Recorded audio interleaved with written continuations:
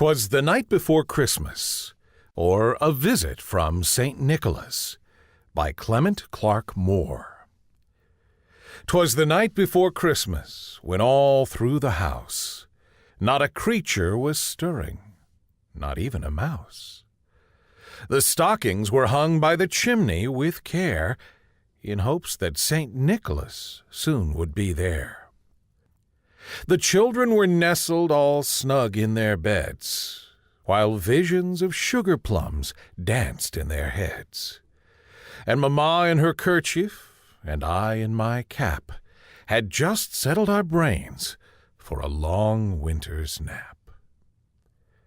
When out on the roof there arose such a clatter, I sprang from my bed to see what was the matter.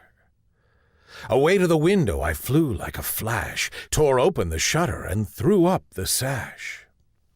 The moon on the breast of the new-fallen snow gave the luster of midday to objects below, when what to my wondering eyes should appear but a miniature sleigh and 8 tiny reindeer, with a little old driver so lively and quick, I knew in a moment it must be St. Nick.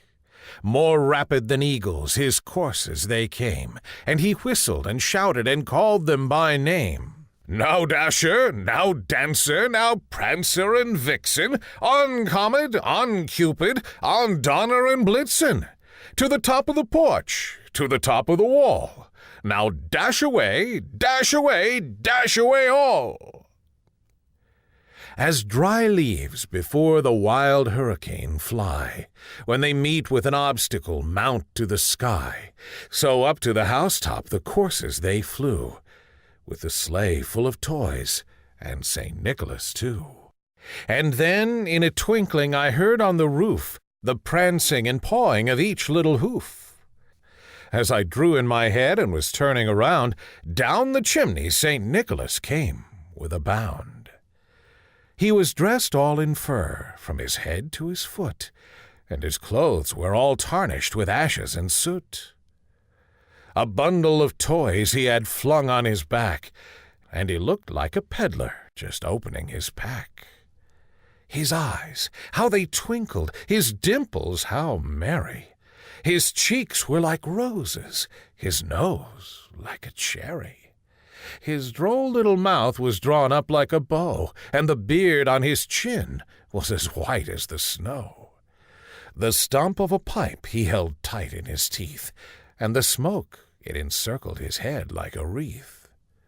He had a broad face and a little round belly that shook when he laughed like a bowl full of jelly. He was chubby and plump, a right jolly old elf, and I laughed when I saw him, in spite of myself.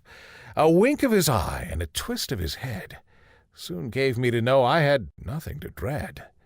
He spoke not a word, but went straight to his work, and filled all the stockings, then turned with a jerk, and laying his finger aside of his nose, and giving a nod, up the chimney he rose. He sprang to his sleigh, to his team gave a whistle, and away they all flew like the down of a thistle.